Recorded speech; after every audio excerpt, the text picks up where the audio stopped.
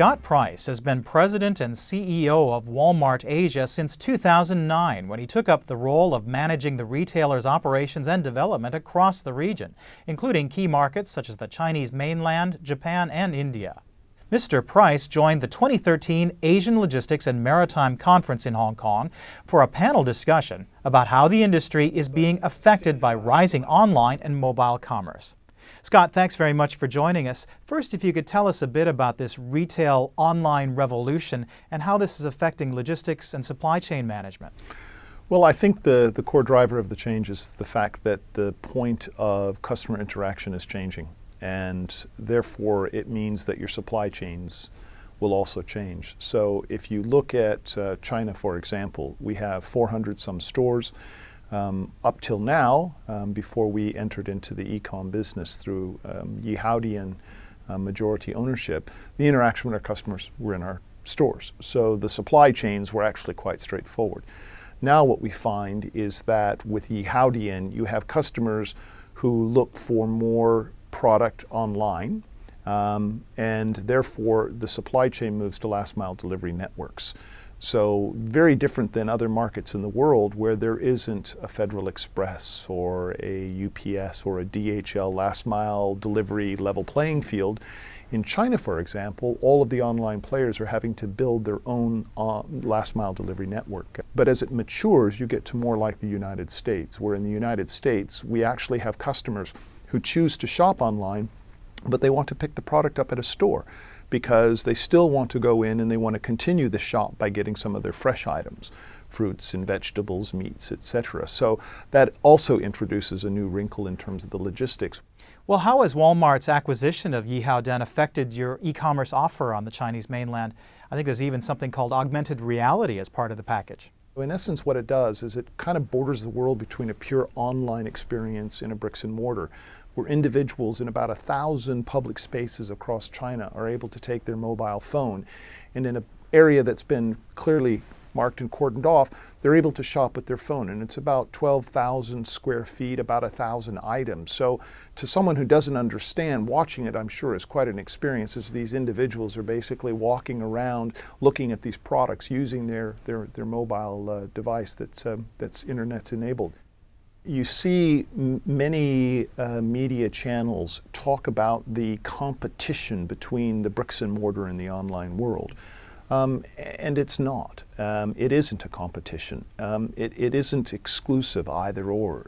I think that customers' behavior is changing, and for Walmart, it's important that we're able to facilitate our everyday low price philosophy in any channel. We call it omni-channel, to the needs of our customers.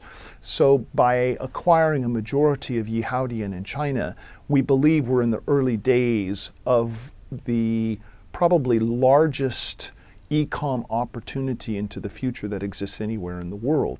Well, how do you think Walmart's experiences reflect the challenges and opportunities for not only retailers but also logistics providers across Asia? We now have the maturity of consumption and availability, and now what's happening is the need for centralization. So we've announced that by Q4 of next year, we will be the first retailer where all of our stores will be fed by a direct dry and fresh distribution center. Now, that's seen as very basic in markets like the United States or the UK or Canada, for example. But frankly, in China, the centralization has only just begun. Now, on top of that, you have this growth in e-com. So it's going to be very interesting to see how the logistics and the supply chains of China continue to drive efficiency, but also having to adapt very quickly to this change in customer demand. Well, if we could touch a bit on India, we understand that Walmart is concentrating on a cash and carry format there. What's compelling about that sector? What a cash and carry does is it gathers together a consistent access to 5,000 items that are the critical movers that they would sell. They can take a trip, and generally the trade area is quite far, 30 kilometers, for example.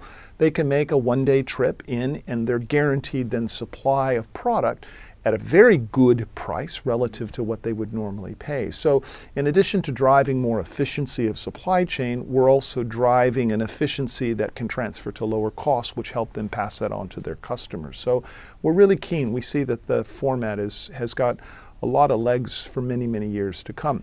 Having said that, working with the government, as the FDI rules become to us something that we're able to take on, we're keen to also look at entering in retail in India as well when the time is right. Well, given the changing landscape, how important are the logistics-related services like those in Hong Kong? Very critical. Hong Kong has this unique geographic benefit. I mean, it is not only a key hub for North Asia, as it were, in terms of the ability to run large-scale businesses from a regional viewpoint, but it's also from a port viewpoint, an important entree point into southern China and the Pearl River Delta. So on top of that unique positioning, et cetera, I think there's been a natural growth in the services, whether it be financing, clearance, et cetera, that have built up. So they are critical because of the efficiency of having them all together, and I think Hong Kong does a great job of attracting all of that together. And finally, why do you think it's important to take part in an event like the Asian Logistics and Maritime Conference here in Hong Kong?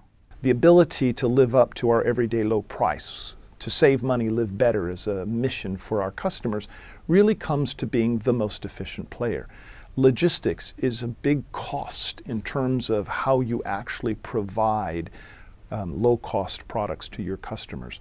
So as we build out our supply chain, as we look at logistics in China or in India, which is obviously another emerging, interesting market, you see more and more logistics as such a critical part of our success. So for us, participating in these types of events, it's really about kind of focusing on one aspect of the DNA of our business, which is the movement of goods.